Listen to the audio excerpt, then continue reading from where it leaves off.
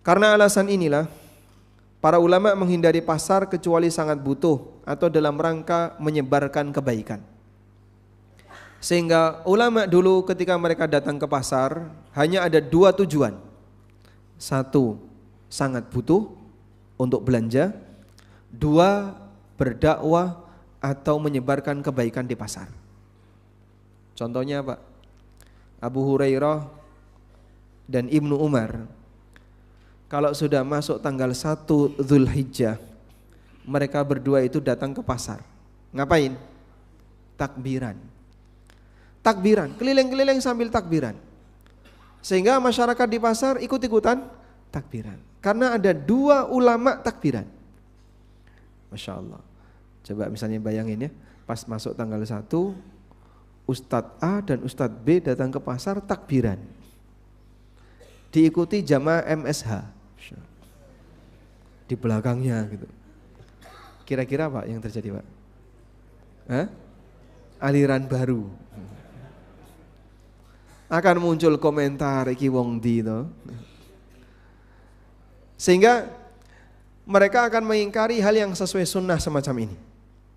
Karena mereka belum tahu ilmunya. Baik. Pasar merupakan tempat setan memasang jembatan untuk banyak menggoda manusia. Di tempat itu juga pasar menjadi tempat bagi setan untuk medan menyebarkan pasukan. Maka ketika Anda di pasar, segera tinggalkan tempat itu. Jika urusan Anda sudah selesai. Di posisi ini penting bagi Anda melakukan perencanaan ketika hendak di pasar, agar ketika di pasar fokus sesuai dengan kebutuhan dan segera pulang. Cuman kan sekarang beda ya. Pasar salah satu destinasi wisata. Sehingga kenapa di pasar? Ya wes, cuman jalan-jalan. Misal nggih, orang datang ke kota mana? Kunjungan terakhir mana? Pasar. Meskipun tidak untuk belanja. Contohnya Pak, oh banyak sekali. Kalau orang ke Jogja kan belum mampir Malioboro, serasa ada rukun yang hilang. Dan itu selalu jadi kunjungan terakhir. Isi Malioboro apa Pak? Ya pasar. Terus ngapain mereka? Ya cuman jalan-jalan sambil foto-foto. Memang dibuat lebih berkesan tradisional. Nuansa budayanya kelihatan. Cuman apapun itu adalah pasar. Sehingga siapapun umumnya ketika dia berwisata ke daerah tertentu, kunjungan terakhirnya pasar. Makanya bisa dilihat misalnya, orang Madiun kalau wisata pilihannya apa yang paling banyak? Mall, betul nggak? Betul? Ada kayak gitu Pak? Sehingga orang misalnya tiap pekan menjadwalkan bersama anak dan istrinya ke mall. Ada kayak gitu Pak? Dia datang ke mall, ngapain? Cuman jalan-jalan. Udah, belanja cuman satu, makan, habis itu pulang. Gak ada kegiatan yang mendesak bagi dia untuk datang ke tempat itu. Cuman ini dijadikan sebagai tempat wisata. Ngapain ke mall? Ngadem. Nah, di luar panas, mending ngadem di mall, jalan-jalan. Cuman masalahnya di situ adalah pasar, banyak maksiat dan seterusnya. Sehingga tadi ya, kalau kita diajarkan jangan hobi ke pasar kecuali ketika butuh, baru datang ke pasar. Berarti kalau Anda mau ke pasar, Anda mau ke mall, matangkan perencanaan yang Anda lakukan agar ketika Anda datang ke sana, Anda tidak terlalu lama, begitu selesai kebutuhan Anda segera pulang. Jangan berlama-lama. Baik. Selanjutnya, nomor 3. Biasakan menyebarkan salam ketika di pasar. Nabi SAW mengajarkan agar kita menyebarkan salam kepada siapapun yang kita kenal maupun yang tidak kita kenal. Rasulullah SAW beliau pernah mengatakan, ditanya oleh seorang sahabat, Ayyul islami khairun, Islam seperti apakah yang terbaik? Kemudian jawab Nabi SAW, tut'imut ta'am wa taqra'us salam ala man arafta wa man lam ta'rif. Kau memberi makan orang lain, menyampaikan salam kepada orang lain, baik yang kau kenal maupun yang tidak kau kenal. Nah, Pak, masalahnya kan kita nggak tahu agamanya, Pak. Caranya gimana, Pak? Kita diperintahkan untuk banyak menyebarkan salam baik kepada yang dikenal maupun yang tidak dikenal, sementara kita sendiri tidak mengenal agamanya. Maka yang jadi acuan adalah apa agama mayoritas masyarakatnya. Sehingga kalau masyarakatnya mayoritasnya muslim, maka ketika ketemu orang hukum asalnya muslim. Seperti di Indonesia, alhamdulillah.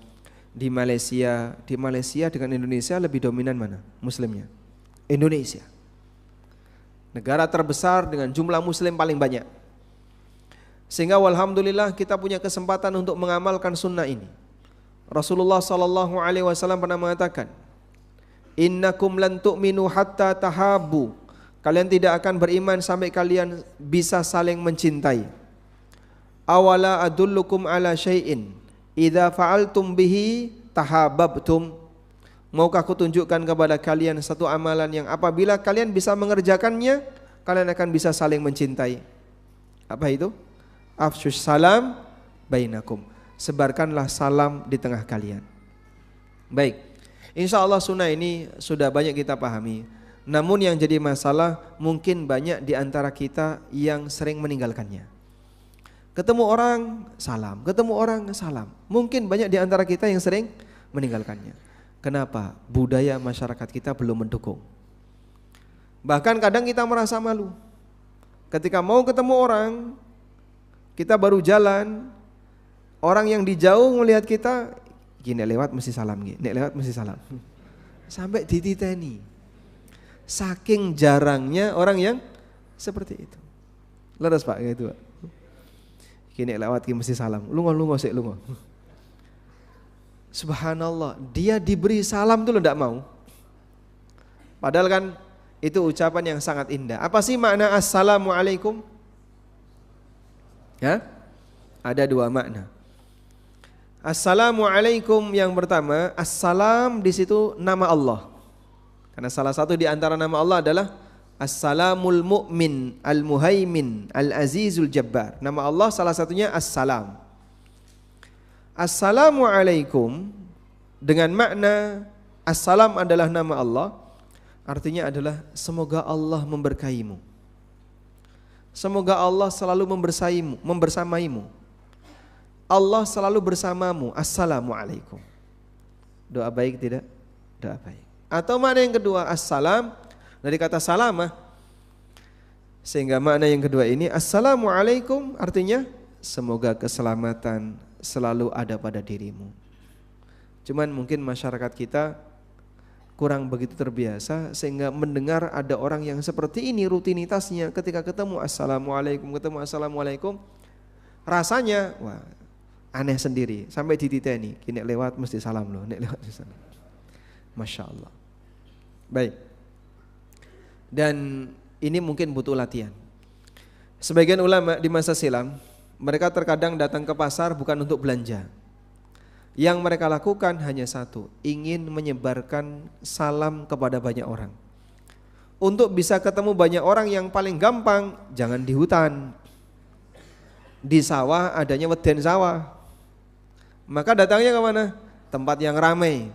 Dan yang mereka kunjungi pasar. Di saat itu mereka bisa menyebarkan salam sebanyak-banyaknya, mengamalkan hadis Nabi SAW, afsyus salama bainakum, sebarkanlah salam di tengah kalian. Dan tadi ya, bahwasanya hakikat dari salam adalah doa kebaikan bagi muslim yang lain. Makanya tolong ketika memberikan salam, kalimat jelas yang terucap itu di bagian depan. Bagian belakangnya nggak jelas nggak apa-apa. Jangan dibalik, yang jelas di belakang, depannya nggak jelas. Waalaikum. Iki apa iki? Waalaikum. Salamnya mana? Tadi sudah. Coba diulangi. Waalaikum. Kamu tidak mengucapkan salam. Yang kau ucapkan waalaikum. Kalau Anda mengucapkan assalam, itu sah. Sebagaimana dialog antara Ibrahim dengan dua malaikat yang menjadi tamu beliau. Qalu salama, qala salam, qaumun munkarun. Jawabnya, ketika malaikat menyampaikan salaman, Ibrahim menyampaikan salamun. Sehingga cuma kata salamnya yang disebutkan. Makanya assalamnya lebih jelas. Alaikumnya Anda gak jelas gak apa-apa. Ketemu orang, assalamualaikum. Boleh? Boleh. Yang penting assalamnya lebih jelas. Jangan mulai alaikumnya yang jelas. Karena yang lebih menjadi inti dari doa itu adalah assalamnya tadi. Salamun alaikum. Salamun boleh. Sah. Yang penting ada ungkapan salam. Baik. Dan dalam syariat kita assalam itu ada hierarkinya. Siapa yang duluan? Yang berkendara memberi salam kepada yang tidak berkendara. Yang bergerak memberi salam kepada yang diam. Rombongan dengan orang yang berjalan sendiri, yang ngasih salam siapa? Yang sendiri memberi salam kepada rombongan. Yang datang memberi salam kepada yang didatangi. Saat Anda terima telepon, apa ucapan pertama yang akan Anda ucapkan? Saat Anda terima telepon ya, apa ucapan pertama yang Anda ucapkan? Assalamualaikum. Keliru kan? Yang benar gimana? Yang nelpon, yang salam. Yang nerima telepon, yang menjawab salam. Karena yang datang yang mana? Yang nelpon. Yang nelpon datang dia. Kita nerima telepon. Maka kalau mau komitmen dengan sunnah tadi, yang nelpon yang memberi salam. Cuman karena kebiasaan, walaupun sudah tahu ilmunya dan sering diingatkan, tetap lali. Makanya saya mencoba membiasakan ketika ngangkat telepon menengai. Orang ngomong-ngomong. Padahal sama-sama teman yang mungkin beliau sudah paham tentang sunnah ini. Tapi kalau tidak ada suara pertama yang kita sampaikan dari si penerima, mungkin yang nelpon tidak tahu. Baik. Kenapa yang datang yang beri salam? Karena yang berpotensi membawa keburukan itu sesuatu yang baru. Yang datang, yang berkendara. Maka dia menyatakan, aku datang membawa keselamatan, bukan untuk membawa masalah bagimu. Sehingga saat dia ungkapkan pertama kali, assalamualaikum. Bukti bahasanya dia datang bukan untuk cari masalah, tapi dia datang dalam rangka untuk memberikan kebaikan bagi yang lain. Itulah hikmah kenapa yang datang memberi salam. Baik, yang keempat, tetap jaga sholat berjamaah tepat waktu. Jangan sampai kegiatan pasar membuat kita sibuk hingga mengorbankan sholat.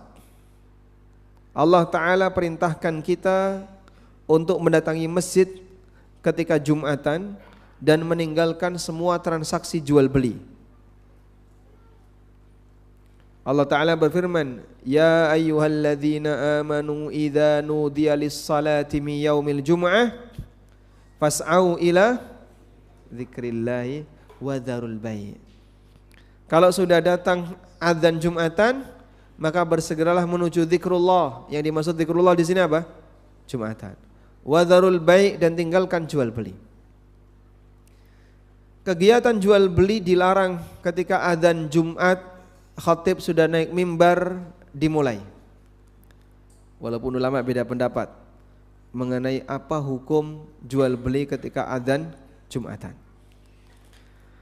Sebagian ulama mengatakan bahwa jual beli ketika Jumatan hukumnya batal. Sehingga apabila ada orang yang misalnya dia berangkat ke masjid untuk Jumatan, khatib sudah berkhutbah, mampir warung beli parfum. Katanya sunnahnya kalau Jumatan pakai parfum. Beli parfum dia 10.000 dapat parfum. Baik, kemudian dia berangkat Jumatan. Pertanyaannya, boleh enggak parfum ini dipakai? Boleh atau tidak? Boleh atau tidak parfum ini dipakai? Boleh. Kenapa? Supaya tidak ganggu sebelahnya. Kan ini sunnah ketika Jumatan. Bolehkah parfum ini dipakai? Kembali kepada pertanyaan, akad jual beli sah atau tidak? Kalau kita mengatakan akad jual belinya tidak sah, berarti kan perpindahan hak miliknya belum berlaku, alias tidak sah. Maka orang ini ketika membawa parfum tadi itu belum sah sebagai miliknya, itu belum legal sebagai miliknya. Konsekuensinya dia nggak boleh pakai. Loh Pak, kan saya sudah beli. Iya sudah beli, tapi kamu transaksi jual beli di saat khotib sudah naik mimbar, sehingga kau melanggar larangan Allah, wadharul bai', dan tinggalkanlah jual beli. Oleh karena itu ketika dia tetap melanggar, status jual belinya batal. Kecuali kalau kamu bukan termasuk orang yang wajib Jumatan. Para wanita, musafir, kemudian budak, itu tidak wajib Jumatan. Tapi kalau kamu termasuk orang yang wajib Jumatan, maka terlarang bagi kamu untuk melakukan praktek jual beli, karena kau masuk dalam larangan Allah, wadharul bai', dan tinggalkanlah jual beli. Terus solusinya gimana Pak? Wis kadung ya Pak. Kalau sudah terlanjur, nanti ketika habis Jumatan kamu kembalikan parfum tadi. Jaluk duite. Ya ora trimo Pak sing dodol. Wis tuku kok. Yang penting ditukar dulu, udah. Setelah itu diulangi akadnya. Akhirnya dia datang ke warung. Mas, saya mau mengembalikan parfum. Piye Mas? Mengembalikan parfum. Barang yang sudah dibeli tidak dapat dikembalikan, kecuali jika ada perjanjian. Tak jelaskan dulu Mas. Wes ra usah dijelaskan. Aku enggak mau penjelasan kamu. Wah, malah dawa. Sudahlah Pak, pokoknya ini saya kembalikan dulu. Ini haram bagi saya, itu halal Pak. Sudah kamu bawa aja. Malah debat gitu. Karena orangnya enggak ngerti. Baik. Walaupun ada sebagian ulama yang mengatakan bahwasanya akad jual belinya tetap sah dan tidak batal, tapi pelakunya berdosa. Dan ini merupakan pendapat Hanafiyah dan Syafi'iyah.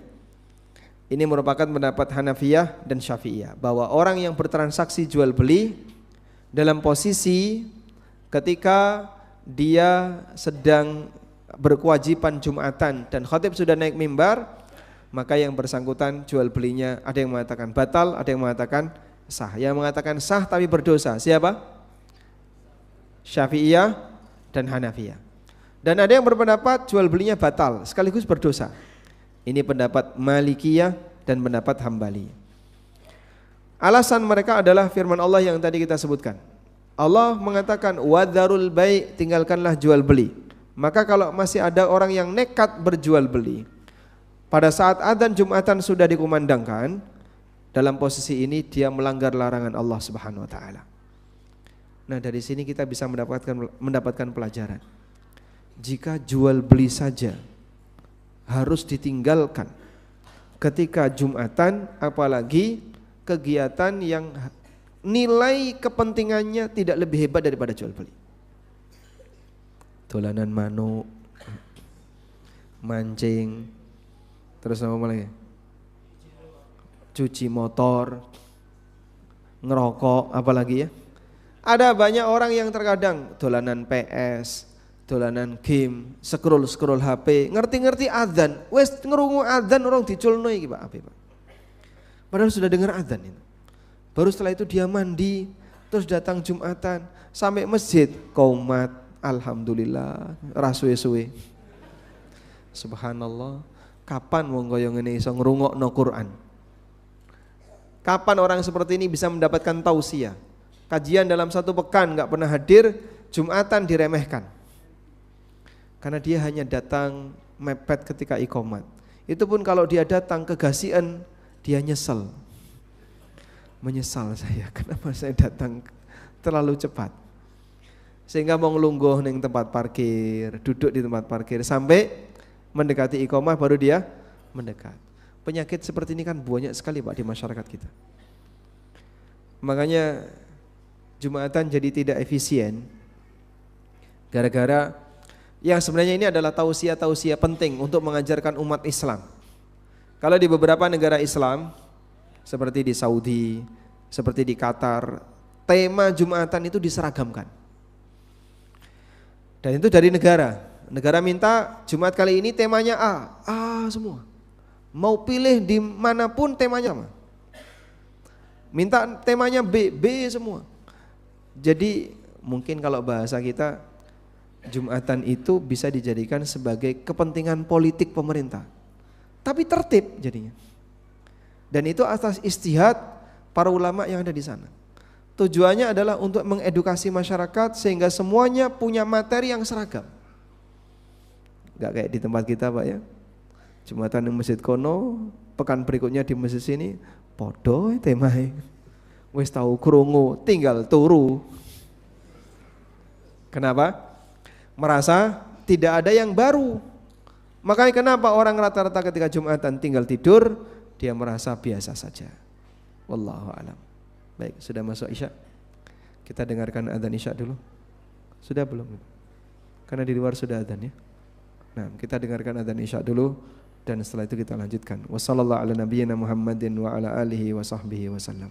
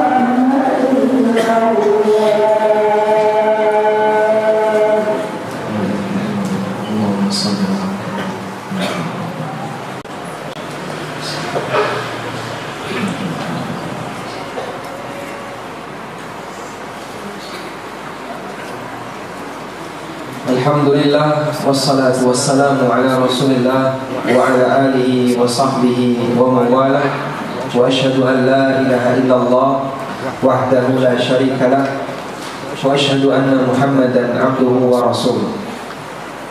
Allah memuji orang-orang saleh yang mereka beraktivitas dagang, aktivitas bisnis, namun begitu datang waktu salat mereka tinggalkan dagangannya dan langsung menuju salat. Ini disebutkan oleh Allah di surat An-Nur ayat 37. Surat An-Nur ayat 37. Wa ita'iz zakat. Aquna yawman tataqallabu fihi al-qulub wal absar. Yaitu para lelaki la tulhihim tijaratun wa la bai'un an dzikrillah, di mana kegiatan berdagang dan jual beli tidak membuat mereka lalai dari mengingat Allah. Wa iqamis shalah, dan tidak membuat mereka lalai untuk menegakkan salat. Wa ita'iz zakah, dan menunaikan zakat. Ibnu Mas'ud radhiyallahu anhu mengatakan, annahu ra'a qauman min ahli suq haitsu nudiya bis salah taraku bay'atihim wa nahadu ila salah. Qala Abdullah haula'i minal ladzina dzakarallahu fi kitabih. Ibnu Mas'ud pernah melihat ada para pedagang, begitu adzan dikumandangkan dia tinggalkan dagangannya lalu menuju masjid. Kemudian Abdullah bin Mas'ud mengatakan, seperti inilah orang yang dikatakan oleh Allah dalam Al-Qur'an, rijalun la tulhihim tijaratun wala bai'un an dzikrillahi wa iqamis shalah. Dalam riwayat yang lain dari Abu Darda radhiyallahu anhu, pernah satu ketika Abu Darda itu sengaja dagang di pasar. Padahal sebenarnya beliau tidak hobi berdagang, cuman pengen dagang di pasar dan beliau melakukan aktivitas itu. Saat beliau ditanya, kenapa kok dagang di pasar? Padahal Abu Darda enggak biasanya dagang. Lalu beliau mengatakan, walakinni uhibbu an akuna minal ladzina qala Allah. Aku pingin termasuk di antara orang yang dikatakan oleh Allah dalam Al-Qur'an, rijalun la tulhihim tijaratun wala bai'un an dzikrillah. Menjadi orang yang mereka tidak dilalaikan dengan berdagang maupun praktek jual beli untuk mengingat Allah dan menegakkan sholat. Masya Allah. Jadi satu ketika sengaja kayak gitu Pak, datang ke pasar, jualan apa yang kira-kira rapayu gitu. Pokoknya yang penting digelar. Begitu adzan dikumandangkan langsung ditinggal. Insya Allah rano sing nyolong. Wah rapayu. Terus ngapain kamu dagang yang sengaja tidak laku? Saya ingin seperti yang Allah firmankan, rijalun la tulhihim tijaratun wala bai'un an dzikrillah. Nah, ternyata praktek seperti ini sejak zaman para sahabat tabi'in itu sudah biasa di Mekah dan di Madinah. Sampai diceritakan oleh Abdullah bin Umar radhiyallahu anhu, annahu kana fis suqi fa uqimatis shalah. Ketika beliau berada di masjid, ketika beliau berada di pasar, lalu dikumandangkan azan untuk salat. Fa aghlaqu hawanitahum wa dakhalul masjidah.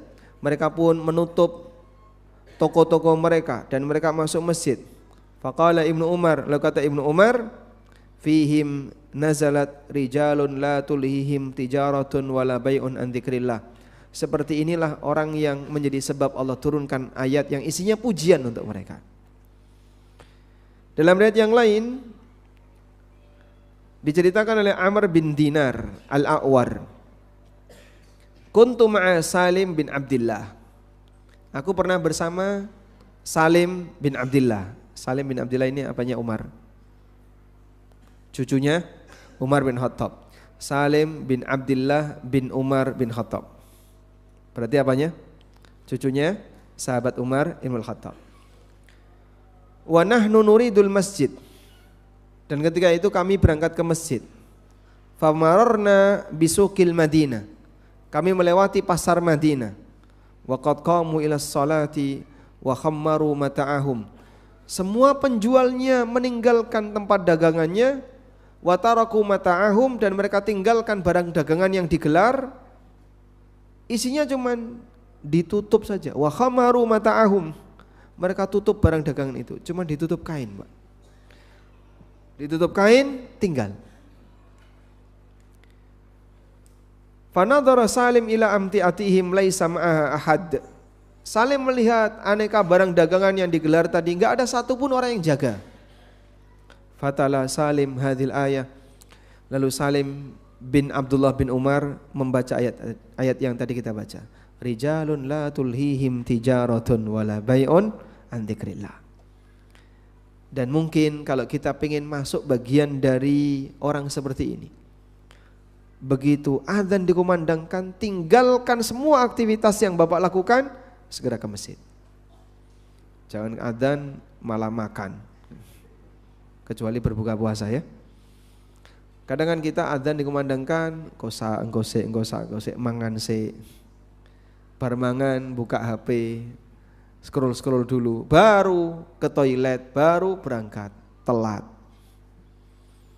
Sehingga kadang kita sering telat karena ada banyak kegiatan pengganggu yang kita lakukan saat azan sudah dikumandangkan. Baik. Ada sebuah pernyataan yang pernah disampaikan Sufyan Ats-Tsauri rahimahullah. Inna min ijlalil abdi bis salah, di antara sikap mengagungkan salat yang dilakukan oleh seorang hamba, ayyatiya qablal iqamah, hendaknya dia datang sebelum iqamah. Maksudnya seperti ini ya. Kalau di masjid ini mau ada tamu, Pak, kedatangan syekh misalnya, kibar, Syekh Sudes misalnya, mau ke MSH misalnya, Pak ya, kira-kira jamaahnya datang setelah syekh atau datang sebelum syekh? Kenapa? Ya? Rauman gon. Rauman gon, betul sekali ya. Masya Allah. Panitianya datang sebelum atau setelah syekh? Ini panitia mesti komangon. Harusnya? Kenapa sebelum? Penghormatan. Gak mungkin tamunya datang, syekh sudah datang, gini di jamaah nanti dulu syekh. Biasanya 5 menit setelah adzan baru mulai. Masya Allah. Sehingga penghormatan seseorang sebelum tamu datang, maka kita akan datang dulu. Pejabat mau datang biasanya gimana? Rakyat disiapkan dulu, masyarakat disiapkan dulu. Ini nanti akan kedatangan pejabat, kedatangan wali kota. Kan tidak mungkin kan? Wali kota datang dulu, masyarakatnya nyusul belakangan. Bapak harus jadi panutan. Bapak duluan, nanti yang lain baru datang. Ora tumon dalam kehidupan. Enggak nemu yang seperti itu. Baik. Sehingga kalau kita ingin mengagungkan salat, datanglah sebelum qomat. Berarti kita datang sebelum ibadah itu dimulai. Itu sebagai bentuk memuliakan salat. Dan membiasakan ini memang sangat berat ya. Kecuali bagi mereka yang selalu komitmen untuk disiplin menjaga waktu. Dan kita sering menunda-nunda ketika mau melaksanakan sholat, nanti dulu, akhirnya sering telat. Baik, selanjutnya memperhatikan adab berinteraksi secara syar'i ketika di pasar. Seperti adab ketika bicara, adab ketika tawar-menawar, adab ketika berkomunikasi, baik dengan lawan jenis maupun dengan siapapun. Karena semacam ini diatur dalam Islam. Nabi SAW mengajarkan agar seorang muslim menjadi orang yang gampangan ketika bertransaksi. Beliau SAW bersabda, rahimallahu rajulan samhan idza ba'a wa idza ishtara wa idza iqtada. Allah merahmati orang yang gampangan ketika menjual, gampangan ketika membeli, dan gampangan ketika menagih haknya. Artinya gimana? Tidak perlu sambil teriak-teriak, tidak perlu sambil bengok-bengok, pokoknya kudu aku yang menang. Sehingga ketika transaksi nek ra padu ra marem. Selalu dia diiringi dengan berantem. Wis tak nyang sakmono kok ora dikekno. Kurang piro meneh? Masyaallah. Subhanallah. Sudahlah lakukan dengan nyaman. Hanya rebutan uang 5.000 saja kadang orang sampai berantem. Hanya rebutan uang 5.000. Baik. Atha bin Yasar pernah bertemu dengan sahabat Abdullah bin Amr bin As. Lalu beliau bertanya, mohon sampaikan kepadaku sifat-sifat Rasulullah Sallallahu Alaihi Wasallam yang disebutkan dalam Taurat. Sahabat Abdullah bin Amr termasuk di antara sahabat yang bisa baca. Makanya beliau kan mencatat hadis. Beliau mencatat hadis dan diizinkan Nabi Sallallahu Alaihi Wasallam untuk mencatat hadis. Sementara sahabat yang lain tidak diizinkan. Dan dikumpulkan oleh Abdullah bin Amr, jadilah sebuah kitab kumpulan hadis. Namanya apa? Apa namanya? As-Sadiqah. Namanya As-Sadiqah. Kitab As-Sadiqah ini, walaupun hilang kitab itu, tapi kemudian diriwayatkan oleh cucu beliau yang bernama Amr bin Shu'aib, namanya Shu'aib bin Muhammad. Amr, makanya ada riwayat hadis an Amr bin Shu'aib an abihi an jaddi. Kalau Bapak baca Bulughul Maram banyak yang menyebutkan itu. Dari Amr bin Shu'aib, dari ayahnya, dari kakeknya. Siapa nama kakeknya? Kakeknya di sini adalah kakeknya Shu'aib. Amr bin Shu'aib bin Muhammad bin Abdullah bin Amr bin As. Posisi kakeknya yang dimaksud adalah sahabat Abdullah bin Amr bin As. Yang baca itu Shu'aib. Walaupun tidak ketemu kakeknya, tapi beliau membaca As-Sadiqah tadi. Makanya sering disebut riwayat Shu'aib wijadatan, dari hasil wijadah. Wijadah itu artinya dia nemu kitab lalu dibaca.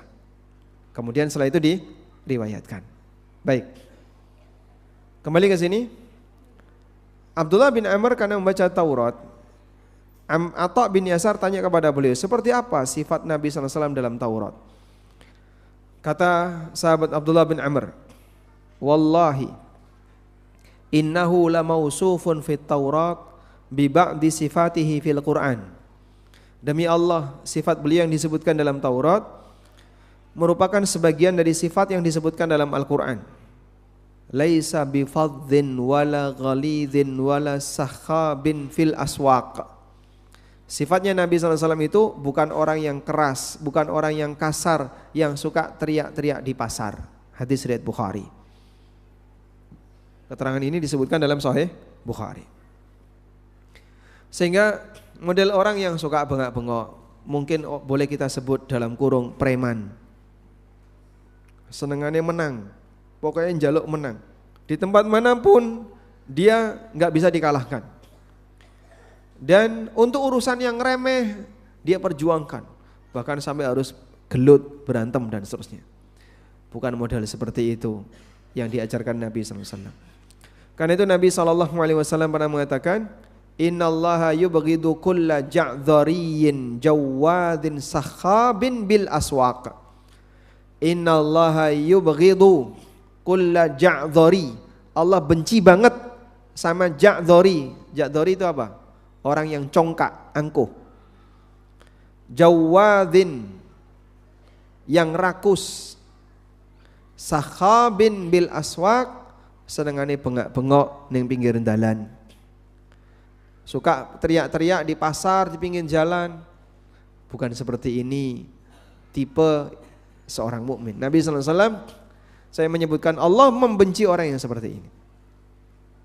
Dan terkadang kayak gini kan karakter, Pak ya. Karakter itu terbentuk dari mana? Lingkungan. Sehingga mereka yang temannya adalah yang kayak gini, temannya banyak preman, temannya banyak orang-orang yang tidak berpendidikan, nanti dia karakternya seperti itu. Nek ngomong kasar, keras, dijak halus, anane kaya ngene kok. Gelem ra gelem pokoknya aku kudu kaya ngene. Lah kenapa orang kau paksa untuk memahami dirimu sementara dirimu tidak mau memahami orang lain? Dalam riwayat yang lain, Nabi SAW melarang orang yang suka sengketa di pasar. Beliau bersabda, wa iyyakum wa haisyatil aswaq. Wa iyyakum wa haisyatul aswaq. Hadis riwayat Muslim. Apa yang dimaksud dengan haisyatul aswaq? Artinya orang yang suka berantem, suka bertengkar, suka rebutan.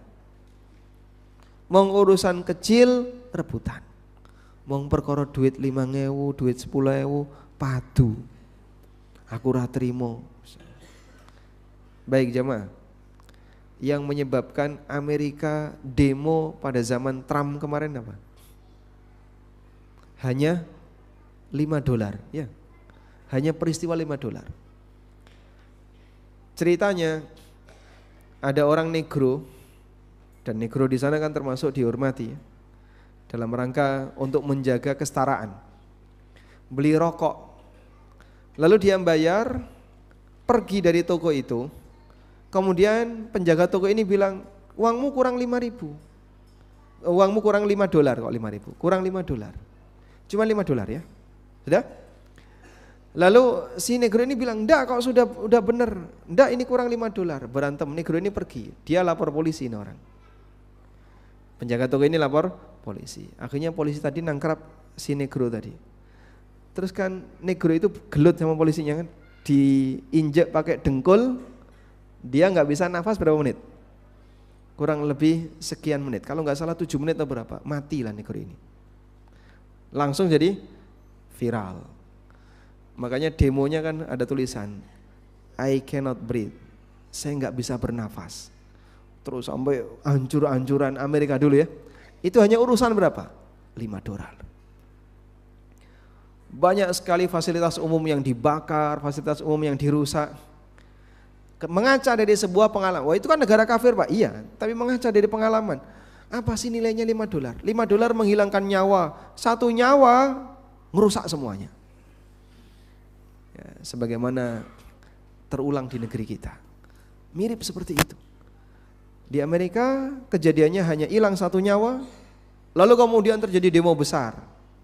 Di negara kita juga kurang lebih mirip seperti itu. Makanya jangan sampai seperti ini berulang ya. Kita saling menjaga keamanan antara satu dengan yang lain.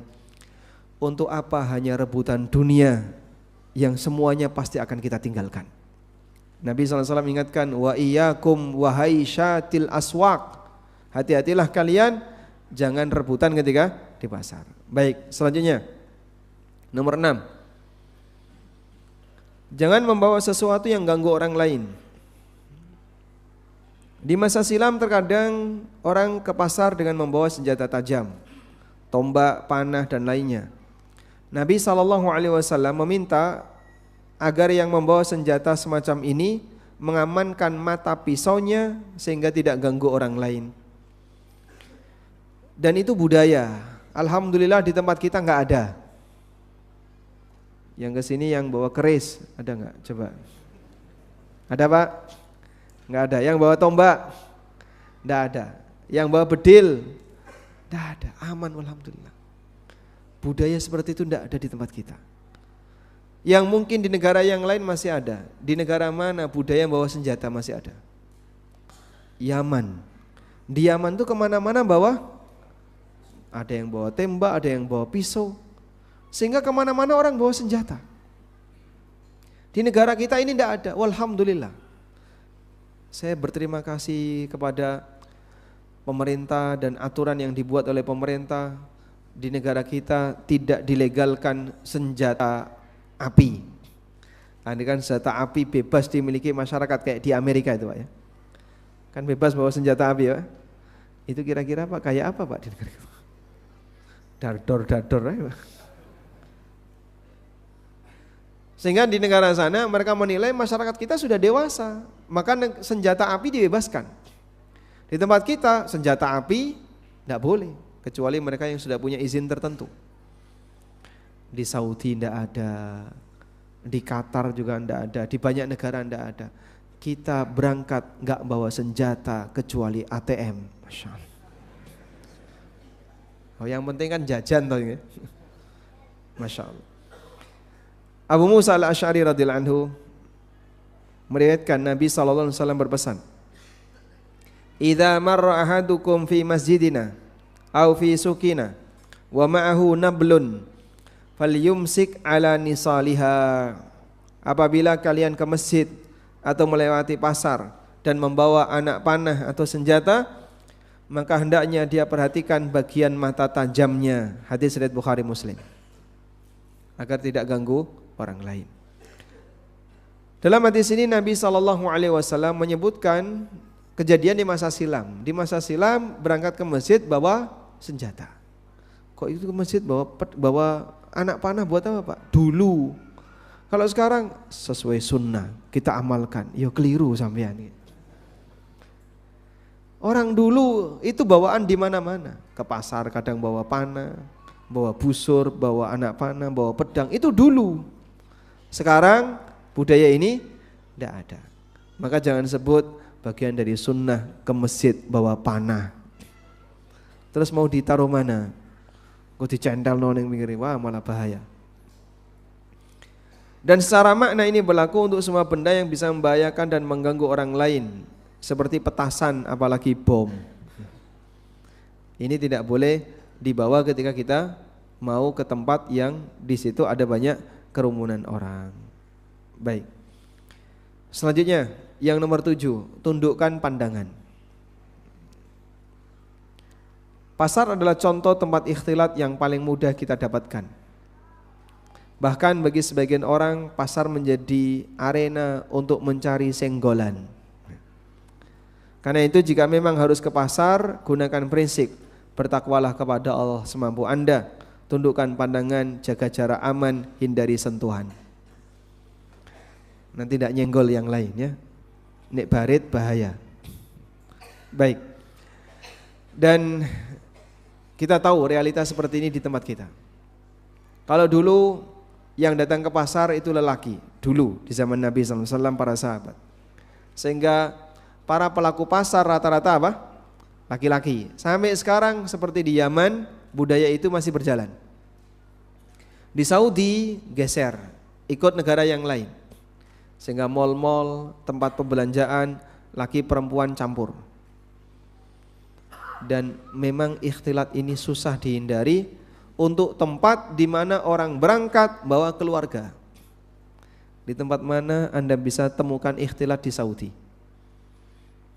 Di mana, Pak? Di Masjidil Haram banyak ya, di Masjid Nabawi, ketika di pelataran, di mallnya depan Masjidil Haram. Mall apa? Di Hotel Grand Zamzam, di bawahnya Tower Grand Zamzam. Masya Allah, mall. Isinya apa itu? Ya orang jalan-jalan, kemana-mana jalan-jalan. Tayyib. Allah Subhanahu wa taala perintahkan, "Qul lil mu'minina yaghuddu min absarihim wa yahfadhu furujahum. Dzalika azka lahum. Innallaha khabirum bima yasnaun." Wa qul lil mu'minati yaghuddna min absarihinna wa yahfadhna furujahun. Perintahkan kepada orang-orang yang beriman agar mereka menundukkan pandangan mereka dan menjaga kehormatan mereka. Itu akan lebih suci bagi mereka. Sesungguhnya Allah Maha mengetahui apa yang mereka kerjakan. Dan sampaikan kepada wanita mukminah agar mereka menjaga pandangan dan menjaga kehormatan mereka. Dan ini ada di surat An-Nur, dan sebagian ulama mengatakan Allah setelah menyebutkan perintah ini, berikutnya beberapa ayat berikutnya Allah menyebutkan Allahu nurus samawati wal ard mathalu nurihi kamishkatin fiha misbah. Dijelaskan tentang cahaya Allah yang demikian terang. Tapi siapa yang bisa mendapatkan cahaya ini? Hanya mereka yang menjaga diri dari maksiat, terutama maksiat pandangan. Dan ini memang berat ya, godaannya banyak. Apalagi di Madiun, Masya Allah. Di Madiun sama di Jogja lebih parah mana? Jogja ya, apalagi Jogja. Apalagi Jakarta dan kota-kota besar yang lainnya. Oleh karena itu, kalau memang tidak butuh untuk datang ke mall, datang ke pasar, sebaiknya tidak dilakukan. Selanjutnya nomor 8. jaga aurat wanita. Bagi para wanita ada kewajiban tambahan, yaitu menjaga auratnya.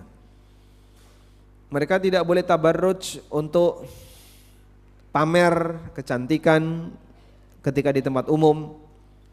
Allah Ta'ala berfirman, waqarna fi buyutikun wala tabarrajna tabarrujal jahiliyatil ula. Menetaplah kalian di rumah kalian dan jangan tabarruj seperti tabarrujnya orang jahiliyah di masa silam. Ibnul Jauzi dalam tafsirnya menyebutkan dua keterangan ulama tentang makna tabarruj. Abu Ubaidah mengatakan, keterangan Abu Ubaidah, at-tabarruj ayyubrizna mahasinahun. Tabarruj adalah wanita itu pamer kecantikannya. Keterangan Az-Zajjaj, at-tabarruj maknanya adalah idharuz zinah wa ma yustad'a bihi syahwatur rajul. Pamer perhiasan atau parfum yang bisa memicu syahwat orang. Sehingga Masya Allah kalau ibu-ibu berangkat ke kantor pagi hari itu Pak, aromanya apa Pak? Knalpot. Aneka parfum mereka pakai. Sampai sebagian di antara teman-teman yang belum nikah, jomblo itu pernah curhat ke saya, Pak Ustadz, kalau saya dibalap ibu-ibu yang mau berangkat kantor itu gimana Pak? Lah kenapa? Aromanya itu Pak Ustadz. Kamu belum nikah, nah itulah bahayanya. Apalagi ketika dia tinggal di kota-kota besar yang selalu akan mendapatkan situasi seperti itu. Terus kalau kayak gitu ya jangan bertahan di belakangnya. Eman ya Pak. Segera balap kamu di depannya agar tidak mempengaruhi syahwat. Nah. Dan hindari memakai parfum. Nabi SAW pernah mengingatkan, ayyuma imra'atin ista'tarat thumma kharajat liyujada rihuha fahiya zaniyah. Wanita siapapun yang pakai parfum lalu keluar rumah untuk dipamerkan kepada lelaki yang lain agar menciumnya, maka ketahuilah ini adalah wanita pezina. Dan dulu model pezina kayak gini, pamer parfum sehingga lelaki tertarik karena aromanya lebih bisa terjangkau lebih jauh. Akhirnya lelaki tertarik untuk mendekat. Nah, maka kaum muslimin ketika masyarakatnya punya budaya semacam ini niru budaya jahiliyah. Yang ke-9, hindari pemborosan dan tabdzir. Sehingga tujuannya adalah kalau belanja Anda harus terencana. Makanya kalau enggak begitu penting untuk datang ke pasar, enggak usah datang. Tapi kalaupun mau datang untuk belanja, perencanaan jelas. Kamu mau beli apa saja di sana. Udahlah gampang, nanti kalau sudah sampai sana kan mesti ono sing dituku. Melbu pasar bingung, golek apa ya, golek apa. Karena tidak ada perencanaan. Sehingga kadang ketika tidak ada perencanaan seperti itu malah membuat dia membelanjakan yang tidak butuh. Allah Ta'ala ajarkan, wala tusrifu innahu la yuhibbul musrifin. Janganlah kamu bersikap boros, Allah tidak menyukai orang yang boros. Wala tubadzir tabdzira innal mubadzirina kanu ikhwanas syayatin. Jangan mubadzir, sesungguhnya mubadzir itu temannya setan. Apa bedanya mubadzir dengan boros? Kalau boros, kata Ibnu Abidin, boleh dicatat ya. Ibnu Abidin mengatakan, al-israfu sarfu syai'i fima yanbaghi za'idan ala ma yanbaghi. Israf adalah membelanjakan harta untuk hal yang mubah tapi melebihi kadar. Membelanjakan harta untuk hal yang mubah tapi melebihi kadar. Itu namanya israf. Wat tabdziru sarfu syai'i fima la yanbaghi. Sementara mubadzir adalah menggunakan harta untuk hal yang tidak boleh dilakukan. Menggunakan harta untuk hal yang haram walaupun sedikit. Makanya disebut mubadzir itu temannya setan. Orang kalau walimah makannya banyak itu namanya apa? Mubadzir atau israf? Sambil rantai ya, enggak habis-habis. Bakso cuman dikit, tinggal. Nasi dikit tinggal, sate dikit, mau ngicip-icip tok ya. Ditinggal banyak sekali, banyak yang tidak kemakan. Itu namanya apa? Israf atau mubadzir? Hah? Israf atau mubadzir? Hah? Orang kan sering nyebutnya mubadzir iki, mubadzir. Yang seperti ini namanya israf. Dan Allah mengatakan innahu la yuhibbul musrifin. Allah enggak senang orang yang israf. Menggunakan hal yang mubah untuk sesuatu yang mubah tapi melebihi batas. Kita sering menjumpai seperti itu ketika jamaah itu lagi haji dan umrah, Masya Allah. Le nyiduk sego itu bluk bluk, ndoke telu, iwak loro, sayure bluk, tambah lagi nanti ngambil kerupuk banyak sekali. Entek Pak, bismillah. Baru makan separuh, kuaregen. Iya ditambah dia ngambil susu, terus diminum dulu habis baru itu makan, baru separuh tinggal. Sehingga dan di sana kan sudah nggak peduli Pak. Kalau sisa diapain? Langsung brang, tidak dipilih-pilih kayak di tempat kita mungkin masih menghargai makanan. Sehingga pembantu di sana yang di hotel-hotel itu karena butuh cepat ya plang aja langsung masuk, jadiin satu. Mbah nanti bebeknya siapa yang dapat kayak gitu. Nah di sana pohon bebek Pak, terus dia dibuang. Nah maka kita sampaikan kepada para jamaah umroh ya, Anda melakukan israf di tanah suci itu dosa di tempat mulia dan nilai dosanya lebih besar.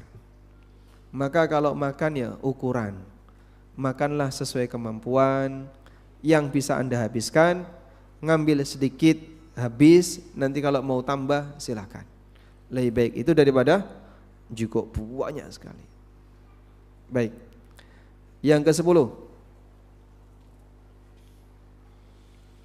berikan hak jalan bagi orang lain. Di antara yang paling sering dilanggar para pelaku pasar adalah masalah hak jalan. Banyak di antara mereka meletakkan barangnya, akibatnya jalannya jadi sempit. Ada juga di antara mereka yang masang lapak sampai nabrak pedestrian, tempat untuk pejalan kaki. Parkir sembarangan, naruh barang sembarangan, akhirnya ganggu orang. Kita punya budaya masyarakatnya enggak suka jalan kaki. Makanya kalau beli sesuatu di tempat tertentu, parkir ning ngarepe, plek. Mbah ganggu jalan, enggak ganggu jalan, ra urusan. Gitu Pak ya. Dia peringat gini, parkir mobil ngarepe, biar begitu turun langsung toko. Ketika diarahkan, Pak parkirnya di sana Pak. Jauh ya Pak. Kalau di beberapa negara maju seperti Jepang, Korea, negara-negara Eropa, kantong parkir kan khusus. Di Jakarta seperti itu sudah mulai, tapi tetap saja banyak pelanggaran. Sehingga orang ketika di jalan-jalan lorong-lorong parkir motor sapenanya sendiri. Akhirnya ketika ada mobil lewat nggak bisa, penuh dengan orang mau belanja. Dodolan misalnya yang pinggir jalan, lalu dia jualan, yang parkir di mana? Di sekitarnya, ganggu orang lewat. Nah yang seperti ini mohon diperhatikan, karena Allah Subhanahu wa ta'ala melarang kita ganggu orang lain melalui sabda Nabi-Nya SAW, la darara wa la dirar, tidak boleh membahayakan diri sendiri maupun orang lain. Tapi kalau tempatnya luas dan tidak ganggu, boleh atau tidak? Tempatnya luas, jalannya luas, Anda misalnya dagang di situ, jualan di situ, nggak ganggu orang, boleh atau tidak? Baik. Coba kita lihat keterangan Ibnu Qudamah berikut ini. Ini menjawab pertanyaan sebagian orang, Pak, apa hukumnya saya menjadi pedagang kaki lima? Nah, pedagang kaki lima kan saya berhenti dimanapun, jualan cilok keliling, jualan bakso keliling. Inilah yang sering disebut ya, usaha jalan, ownernya jalan-jalan. Jualan bakso keliling, jualan cilok keliling, usahanya jalan, ownernya jalan-jalan. Nggih, Pak. Masyaallah. Terus berhenti di sini ngelayani orang, berhenti lagi di sana ngelayani orang. Dan kadang ya sedikit mengambil hak jalan. Apakah boleh? Ibnu Qudamah mengatakan, wa yajuzul irtifaqu bil qu'ud fil wasi' min dzalika lil bai'i wasyira' ala wajhin la yadhiqu ala ahad wa la yadurru bil marrah. Kata Ibnu Qudamah, boleh memanfaatkan dengan menduduki tempat umum yang luas untuk jual beli, selama tidak ganggu orang lain dan tidak mengganggu bil marrah pengguna jalan. Alasan Ibnu Qudamah, littifaqi ahlil amsar fi jami'il a'sar ala ikrarin nasi ala dhalik.